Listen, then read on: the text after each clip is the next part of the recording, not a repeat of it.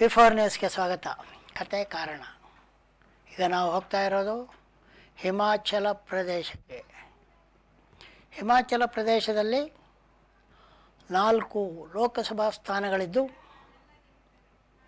ಮೊದಲ ಬಾರಿಗೆ 2019ರಲ್ಲಿ 4 ಲೋಕಸಭಾ ಸ್ಥಾನಗಳನ್ನು ಬಿ ಜೆ ಪಿ ಗೆದ್ದಿತ್ತು.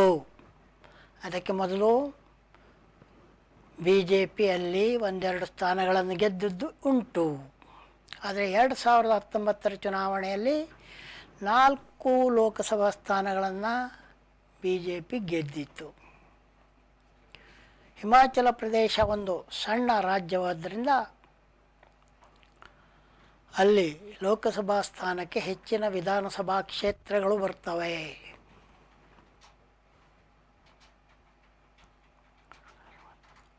ಇಂಥ ರಾಜ್ಯದಲ್ಲಿ ಲೋಕಸಭಾ ಚುನಾವಣೆ ಆದ ಮೇಲೆ ನಡೆದಂಥ ವಿಧಾನಸಭಾ ಚುನಾವಣೆಯಲ್ಲಿ, ಲೋಕಸಭಾ ಚುನಾವಣೆಯ ವೇಳೆ ಅಲ್ಲಿ ಬಿ ಜೆ ಪಿ ಸರ್ಕಾರವೇ ಇತ್ತು 2019ರಲ್ಲಿ.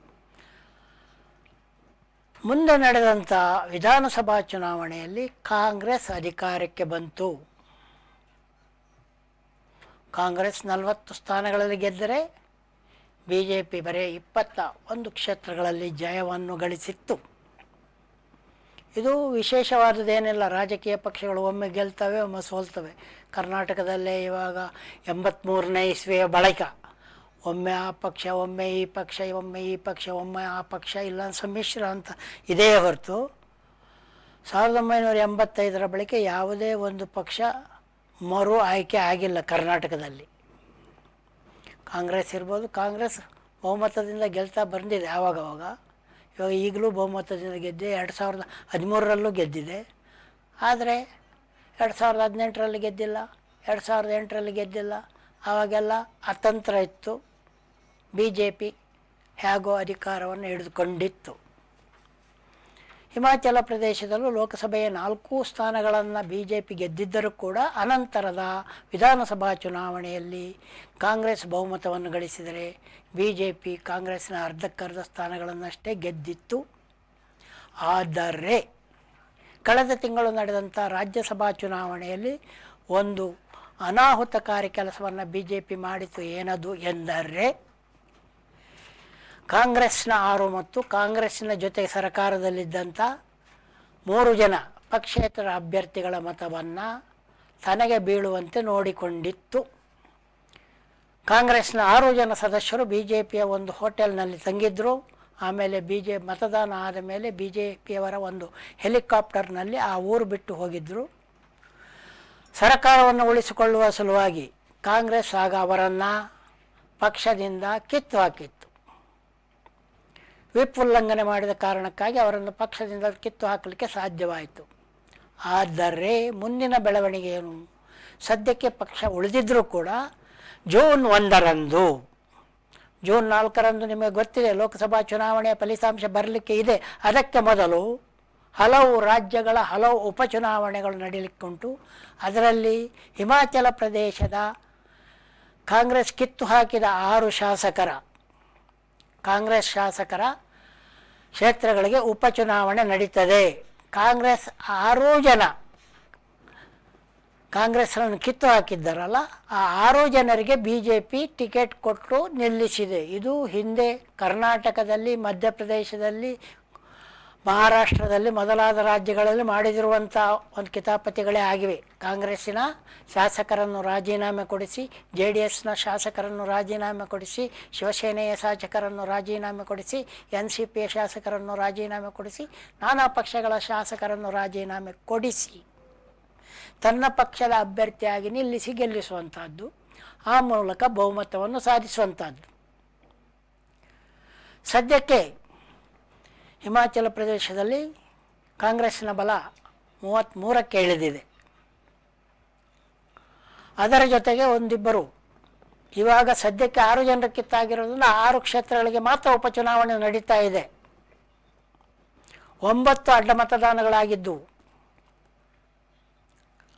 ಇನ್ನೊಬ್ಬರು ಕಾಂಗ್ರೆಸ್ ಸದಸ್ಯರು ಸ್ವಲ್ಪ ದಿನ ಮುನಿಸಿಕೊಂಡು ಹೋಗಿದ್ದರು. ಅದು ಏನೇ ಇದ್ದರೂ ಕೂಡ ಈಗ 6 ಉಪಚುನಾವಣೆ ನಡೆಯುವ ಕ್ಷೇತ್ರಕ್ಕೆ ಬಿ ಜೆ ಪಿ 6 ಜನರನ್ನು ನಿಲ್ಲಿಸಿರುವುದು ಯಾರನ್ನು? ಕಾಂಗ್ರೆಸ್ನಿಂದ ವಜಾ ಆದ 6 ಶಾಸಕರನ್ನು. ಜೂನ್ 1ರಂದು ಮತದಾನ ನಡೆದು ಲೋಕಸಭೆಯ ಜೂನ್ 4ರ ಲೋಕಸಭಾ ಫಲಿತಾಂಶ ಜೊತೆಗೆ ಅಲ್ಲಿಯ ಫಲಿತಾಂಶ ಕೂಡ ಬರ್ತದೆ. ಹಾಗೆ ಫಲಿತಾಂಶ ಬಂದಾಗ ಕಾಂಗ್ರೆಸ್ ಮತ್ತು ಬಿ ಜೆ ಪಿಯ ಬಲ, ಒಂದು ವೇಳೆ 6 ಜನರು ಬಿ ಜೆ ಪಿಯಿಂದ ಕಾಂಗ್ರೆಸ್ ಸದಸ್ಯರು ಬಿ ಜೆ ಪಿಯಿಂದ ಗೆದ್ದಲ್ಲಿ ಕಾಂಗ್ರೆಸ್ ಮತ್ತು ಬಿ ಜೆ ಪಿಯ ಫಲ ಸರಿಸಮಾನಕ್ಕೆ ಬರುವ ಸಾಧ್ಯತೆ ಉಂಟು. ಸರಿಸಮಾನಕ್ಕೆ ಬಂದಲ್ಲಿ ಪಕ್ಷೇತರ ಸದಸ್ಯರನ್ನು ತೆಗೆದುಕೊಂಡು ಬಿ ಜೆ ಪಿ ಅಲ್ಲಿ ಸರ್ಕಾರವನ್ನು ರಚಿಸಿ ಕಾಂಗ್ರೆಸ್ಸನ್ನು ಮನೆಗೆ ಕಳುಹಿಸಬಹುದು. ಹಿಂದೆ ಕರ್ನಾಟಕದಲ್ಲಿ ಮಾಡಿತ್ತು. ಕಳೆದ 2008ರಲ್ಲಿ ಮಧ್ಯಪ್ರದೇಶದಲ್ಲಿ ಮಾಡಿತ್ತು. ಗೆದ್ದ ಕಾಂಗ್ರೆಸ್ ಸರ್ಕಾರವನ್ನು ಉರುಳಿಸಿ ಕಾಂಗ್ರೆಸ್ ಸದಸ್ಯರನ್ನೇ ಖರೀದಿಸಿ ಅವರನ್ನು ಮತ್ತೆ ಚುನಾವಣೆಗೆ ನಿಲ್ಲಿಸಿ ಗೆದ್ದ ಸರ್ಕಾರವನ್ನು ಕಳುಹಿಸಿ ಬಿ ಜೆ ಪಿ ಸರ್ಕಾರವನ್ನು ರಚಿಸಿತ್ತು. ಅದೇ ಪರಂಪರೆಯನ್ನು ಜೂನ್ ಮೊದಲ ವಾರದಲ್ಲಿ ಹಿಮಾಚಲ ಪ್ರದೇಶದಲ್ಲಿ ಮುಂದುವರಿಸುತ್ತದೋ ಎನ್ನುವಂಥ ಒಂದು ಕುತೂಹಲವನ್ನು ಈಗ ಘೋಷಣೆಯಾಗಿರುವ ಉಪಚುನಾವಣೆ ನಮ್ಮೆಲ್ಲರ ಮನದಲ್ಲಿ ಬಿತ್ತಿದೆ. ರಾಜಕೀಯದಲ್ಲಿ ಇವೆಲ್ಲ ಮಾಮೂಲಿ ಅನ್ನುವಂಥ ಮಟ್ಟಕ್ಕೆ ಇವಾಗ ಬಂದಿದೆ. ಇದರ ನಡುವೆ ಈಗ ದಿಲ್ಲಿಯಲ್ಲಿ ಪ್ರಧಾನಿ ನಿವಾಸದ ಸುತ್ತಮುತ್ತ 144ನೇ ಸೆಕ್ಷನ್ ನಿಷೇಧಾಜ್ಞೆ ಜಾರಿಯಾಗಿದೆ. ಯಾಕೆ? ಪ್ರಧಾನಿಯವರ ಮನೆಗೆ ಮುತ್ತಿಗೆ ಹಾಕಲು ಎ.ಪಿ ಸದಸ್ಯರು, ಆಮ್ ಆದ್ಮಿ ಪಕ್ಷದ ಸದಸ್ಯರು ಭಾರೀ ಮೆರವಣಿಗೆಯಿಂದ ಹೊರಟಿದ್ದರು. ಆಗ ಪ್ರಧಾನಿಯವರ ಸುತ್ತ ಭಾರೀ ಸರ್ಪಗಾವಲನ್ನು ಏರ್ಪಡಿಸಿದಂಥ ಪೊಲೀಸರು ಮತ್ತು ಅರೆ ಮೀಸಲು ಪಡೆಯವರು ಅಲ್ಲಿ 144ನೇ ಸೆಕ್ಷನನ್ನು ಜಾರಿ ಮಾಡಿ ಹಲವಾರು ಎ.ಪಿ ಕಾರ್ಯಕರ್ತರನ್ನು ಬಂಧಿಸಿದ್ದಾರೆ. ಇದೇ ವೇಳೆ ಬಿ ಜೆ ಪಿಯವರು ಕೂಡ ಒಂದು ಪ್ರತಿಭಟನೆಯನ್ನು ನಡೆಸಿ ಕೇಜ್ರಿವಾಲ್ ಅವರು ರಾಜೀನಾಮೆ ನೀಡಿ ಜೈಲಿನಲ್ಲಿ ಕುಳಿತುಕೊಂಡು ಹೇಗೆ ನೀವು ಆಡಳಿತ ನಡೆಸ್ತಾ ಇದ್ದೀರಾ ಎನ್ನುವಂಥ ಪ್ರಶ್ನೆಯನ್ನು ಎಸೆದಿದ್ದಾರೆ. ರಾಜಕೀಯ ಎಲ್ಲಿಗೆ ಬಂತು? ರಾಜಕೀಯ ಎಲ್ಲಿಗೂ ಬರ್ಬೋದು. ಆದರೆ ಕೆಟ್ಟು ಕೆರೆ ಹಿಡಿದು ಹೋಗಿರುವ ಈ ಕೆಟ್ಟು ಕೆರೆ ಹಿಡಿದು ಹೋಗಿರುವ ಶಬ್ದವನ್ನು ಯಾಕೆ ಉಪಯೋಗಿಸಿದೆ ಅಂತ ಹೇಳಿದರೆ, ಇತ್ತೀಚೆಗೊಂದು ಸಿನಿಮಾ ಬಂದಿದೆ ಕರಟಕ್ಕ ದಮನಕ ಅಂತ. ಕರಟಕ ದಮನಕ ಅನ್ನುವಂಥದ್ದು ಪಂಚತಂತ್ರದಲ್ಲಿ ಬರುವ 2 ನರಿಗಳ ಹೆಸರು. ಈ ಸಿನಿಮಾಕ್ಕೂ ಅದಕ್ಕೆ ಏನು ನೇರ ಸಂಬಂಧ ಇಲ್ಲದೆ ಇದ್ರೂ ಅದರಲ್ಲಿ ಬಳಸಿರುವ ಭಾಷೆ ಉತ್ತರ ಕರ್ನಾಟಕದ ಭಾಷೆ. ಉತ್ತರ ಕರ್ನಾಟಕದಲ್ಲಿ ಅಡಿಸಿ ಮಗನೆ, ಬೇವರ್ಸಿ, ಹಳೆ ಬೇವರ್ಸಿ, ಈ ಹಳೆ ಬೇವರ್ಸಿ ಶಬ್ದವನ್ನು ಹಿಂದೆ ಸಂಪತ್ತಿಗೆ ಸವಾಲು ಚಿತ್ರದಲ್ಲಿ, ಸಂಪತ್ತಿಗೆ ಸವಾಲು ಚಿತ್ರ ಉತ್ತರ ಕರ್ನಾಟಕ ಒಂದು ನಾಟಕದ ಬೇಸ್ಡ್ ಚಿತ್ರ ಅದು. ಹಾಗಾಗಿ ಉತ್ತರ ಕರ್ನಾಟಕ ಭಾಷೆಯನ್ನು ಬಳಸಿದರು. ಹಳೆ ಬೇವರ್ಸಿ ಅಂತ ರಾಜ್ಕುಮಾರನ್ನು ಬೈಲಿಕ್ಕೆ ನನ್ನಿಂದ ಆಗೋದಿಲ್ಲ ಅಂತೇಳ್ಬಿಟ್ಟು ಮಂಜುಳಾ ಅವರು ಕೂತ್ಕೊಂಡಿದ್ರು ಶೂಟಿಂಗ್ ವೇಳೆ. ಆಮೇಲೆ ಮಂಜುಳಾ ಅವರನ್ನು ರಾಜ್ಕುಮಾರ್ ಅವರೇ ಸಮಾಧಾನಪಡಿಸಿ, ಇದು ಪಾತ್ರ ಅಮ್ಮ, ನೀನು ಹೇಳು, ನೀನು ನನಗೆ ಹೇಳ್ದಂಗಲ್ಲ, ನನ್ನ ಪಾತ್ರಕ್ಕೆ ಹೇಳಿದ್ರೆ ಮಂಜುಳಾ ಅವರನ್ನು ಸಮಾಧಾನಪಡಿಸಿ ಅವರ ಕೈಯಿಂದ ಹಳೆ ಬೇವರ್ಸಿ ಅನ್ನುವಂಥ ಡೈಲಾಗನ್ನು ಹೇಳಿಸಿದರು. ಅದೇ ರೀತಿ ಕರ್ನಾಟಕ ದಮನದಲ್ಲೂ ಬೇವರ್ಸಿ ಗೀವರ್ಸಿ ಇಂಥ ಡೈಲಾಗ್ಗಳು ತುಂಬ ಬರ್ತವೆ. ಇದು ಯಾಕಂತೇಳಿದರೆ ಉತ್ತರ ಕರ್ನಾಟಕದಲ್ಲಿ ಮಾತನಾಡುವ ಕನ್ನಡದಲ್ಲಿ ಇವೆಲ್ಲ ಸರ್ವಸಾಮಾನ್ಯವಾಗಿ ಬಳಕೆಯಾಗುವ ಶಬ್ದಗಳು. ಅದು ಈಗ ಯಾಕೆ ಅಂತೇಳಿದರೆ, ಕನ್ನಡ ಸಂಸ್ಕೃತಿ ಸಚಿವರಾಗಿರುವಂಥ ಶಿವರಾಜ ತಂಗಡಿಗೆ ಅವರು ಕೂಡ ಉತ್ತರ ಕರ್ನಾಟಕದವರು. ಅವರು 2 ಲಕ್ಷ ಉದ್ಯೋಗ ಕೊಡ್ತೀನಿ ಅಂತೇಳಿ ಕೊಡದೇ ಇರುವಂಥ ಮೋದಿ ಹೆಸರು ಹೇಳೋವರಿಗೆ ಬಾರಿಸಿ ಅಂತ ಹೇಳಿದರು. ಕಪಾಳಕ್ಕೆ ಬಾರಿಸಲಲ್ಲೇ ಅವನಿಗೆ. ಇದು ಅವ್ರು ಹೇಳುವಂಥ ಒಂದು ಕ್ರಮ. ಅದು ಪ್ರಧಾನಿಗೆ ಆ ಶಬ್ದವನ್ನು ಉಪಯೋಗಿಸಿ ತಪ್ಪು ಇರ್ಬೋದು, ಆದರೆ ಅವರು ಏನು ವಾದ ಮಾಡ್ತಾರೆ, ಅದು ನಮ್ಮ ಜಿಲ್ಲೆಯಲ್ಲಿ ಮಾತನಾಡುವಂಥ ಜನಸಾಮಾನ್ಯರ ಭಾಷೆ. ಮಾತು ತಪ್ಪಿದವರಿಗೆ ಆ ರೀತಿಯೇ ಮಾತಾಡ್ತಾರೆ ನಮ್ಮ ಜನರು ಅಂತ ಮತ್ತೆ ವಾದ ಮಾಡಿದರೆ. ಅಷ್ಟೇ ಅಲ್ಲ, ಸಿ ಟಿ ರವಿಗೆ ಅಪ್ಪನಿಗೆ ಹುಟ್ಟಿದರೆ ಎನ್ನುವಂಥ ಇದು ತೆಂಕಣ ಕರ್ನಾಟಕದವರ ಭಾಷೆ. ಉತ್ತರ ಕರ್ನಾಟಕದಲ್ಲಿ ಈ ಶಬ್ದವನ್ನು ಬಳಸೋದು ಕಡಿಮೆ. ತೆಂಕಣದ ಭಾಷೆ ಕರ್ನಾಟಕದಲ್ಲಿ ಈ ಶಬ್ದ ಅಪ್ಪನಿಗೆ ಹುಟ್ಟಿದ್ರೆ ಅಂತೇಳಿ ಅದನ್ನು ಸಿ ಟಿ ರವಿಯವರು ಬಳಸಿದ್ದಾರೆ. ಅದಕ್ಕೆ ಶಿವರಾಜ ತಂಗಡಿಗವರು ಏನು ಹೇಳಿದ್ದಾರೆ, ನಾನು ನನ್ನ ಅಮ್ಮನನ್ನೇ ನಿಮ್ಮ ಆಫೀಸಿಗೆ ಕರ್ಕೊಂಡು ಬರ್ತೇನೆ, ಬಿ ಜೆ ಪಿ ಕಚೇರಿಗೆ, ಅಲ್ಲೇ ನೀನೇ ಕೇಳಪ್ಪ, ಆಮೇಲೆ ನೀನು ಯಾವ್ರಿಗೆ ಹುಟ್ಟಿದೆ ಅಂತ ನೋಡ್ಕೋಬಹುದು ಅಂತ. ಹೀಗೆ ರಾಜಕೀಯದಲ್ಲಿ ಈಗ ಭಾಷಾ ಯುದ್ಧ ನಡೆಯುತ್ತಿದೆ. ಚುನಾವಣೆಯಲ್ಲಿ ಮತ ಯುದ್ಧ ನಡೆಯುವುದು ಮಾಮೂಲು, ಮತ ಗಳಿಸಲಿಕ್ಕೋಸ್ಕರ ಮಾತಿನ ಯುದ್ಧ ನಡೆಯುವುದು ಮಾಮೂಲು, ಮಾತಿನ ಯುದ್ಧಕ್ಕಾಗಿ ಕೆಲವೊಮ್ಮೆ ಹಿಂದಿನ ಹಿಕ್ಕಮತ್ ಯುದ್ಧ ನಡೆಯುವುದು ಮಾಮೂಲು. ಆದರೆ ಬೈಗುಳ ಯುದ್ಧವು ಕೂಡ ಈಗ ಮಾಮೂಲು ಆಗಿ ಹೋಗ್ಬಿಟ್ಟಿದೆ. ಈ ರೀತಿ ಇರುವಂಥ ಈ ಶಿವರಾಜ ತಂಗಡಿಗೆಯವರ ಮತ್ತಿತರ ಈ ರಾಜಕೀಯ ಮುನ್ನೋಟವನ್ನು ನೋಡುವಾಗ ಚುನಾವಣೆಯ ಮುಂದಿನ ಹಂತ ಹಿಮಾಚಲ ಪ್ರದೇಶ ಇರ್ಬೋದು, ಕರ್ನಾಟಕ ಇರ್ಬೋದು, ಮಹಾರಾಷ್ಟ್ರ ಇರ್ಬೋದು, ಎಲ್ಲ ಕಡೆ ಕೂಡ ಒಂದೇ ರೀತಿಯಲ್ಲಿ ನಡೀಲಿಕ್ಕಿದೆ. ಮಧ್ಯಪ್ರದೇಶದಲ್ಲಿ ಈಗ ಇರುವಂಥದ್ದು ಲೋಕಸಭಾ ಚುನಾವಣೆ, ಈಗ ಅಲ್ಲಿ ಬಹುಮತದಿಂದ ಮತ್ತೆ BJP ಗೆದ್ದಿದೆ. ಮಧ್ಯಪ್ರದೇಶದಲ್ಲಿ ಕೂಡ ಹಿಂದೆಂದೂ ಪಡೆಯದಂಥ ಬಹುಮತವನ್ನು 2019 ಲೋಕಸಭಾ ಚುನಾವಣೆಯಲ್ಲಿ BJP ಗಳಿಸಿತ್ತು. 39ರಲ್ಲಿ 38 ಲೋಕಸಭಾ ಕ್ಷೇತ್ರಗಳಲ್ಲಿ BJP ಗೆಲುವನ್ನು ಕಂಡಿತ್ತು. ಮಧ್ಯಪ್ರದೇಶದಲ್ಲಿ 39ರಲ್ಲಿ 40 ಕ್ಷೇತ್ರ, ಇದು ಛತ್ತೀಸ್ಗಢ ಶೇರಿ ಇದ್ದದ್ದು 40 ಸೀಟು. ಛತ್ತೀಸ್ಗಢ ಬೇರೆಯಾದ ಮೇಲೆ 11 ಲೋಕಸಭಾ ಸ್ಥಾನ ಛತ್ತೀಸ್ಗಢಕ್ಕೆ ಹೋಗಿದೆ. ಮಧ್ಯಪ್ರದೇಶಕ್ಕೆ ಉಳಿದುಕೊಂಡದ್ದು 29 ಲೋಕಸಭಾ ಕ್ಷೇತ್ರಗಳು.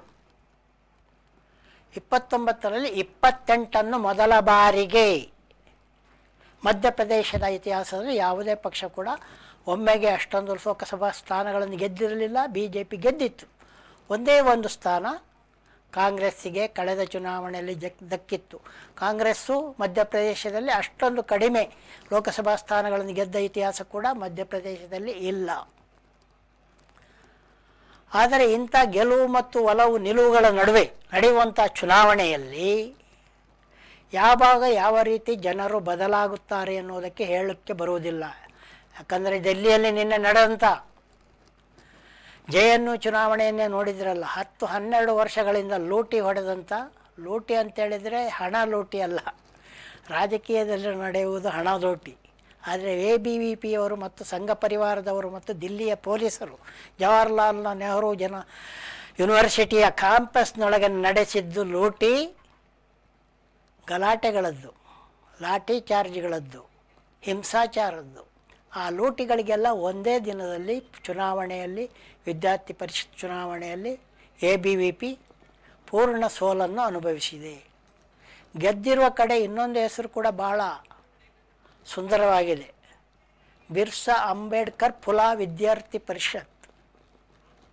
ಈಗ ಜನರಲ್ಲಿ ತಮ್ಮ ನಾಯಕರ ಬಗ್ಗೆ ಹುಟ್ಟುತ್ತಿರುವಂಥ ಆಸಕ್ತಿಯ ಬಗೆಗೆ ಈ ಹೆಸರು ಒಂದು ಒಳ್ಳೆಯ ಹೆಸರು, ಬಿರ್ಸಾ ಅಂಬೇಡ್ಕರ್ ಫುಲೆ ವಿದ್ಯಾರ್ಥಿ ಸಂಘ. ಇದು ಹೊಸ ವಿದ್ಯಾರ್ಥಿ ಸಂಘ.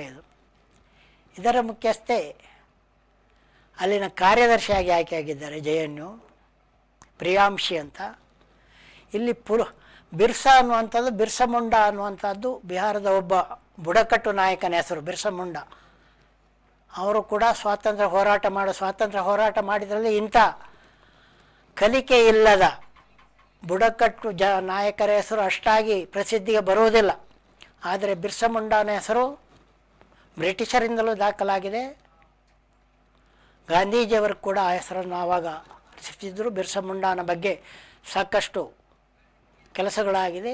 ಬಿರ್ಸಾ ಅಂಬೇಡ್ಕರ್ ಅನ್ನೋದು ಎಲ್ಲರಿಗೂ ಗೊತ್ತಿರುವಂಥ ಹೆಸರು. ಇನ್ನೊಬ್ಬ ಫುಲೆ, ಜ್ಯೋತಿಬಾ ಫುಲೆಯವರು ಅಂಬೇಡ್ಕರಿಗೆ ಗುರುವಾಗಿದ್ದ. ಗುರು ಅಂದರೆ ನೇರ ಗುರುವಲ್ಲ, ಅಂಬೇಡ್ಕರ್ ಹೇಳ್ಕೊಂಡಿದ್ದಾರೆ ನಾವು ಫುಲೆಯವರನ್ನು ಮಾನಸಿಕ ಗುರುವಾಗಿ ಸ್ವೀಕರಿಸಿದ್ದೇನೆ ಅಂತ.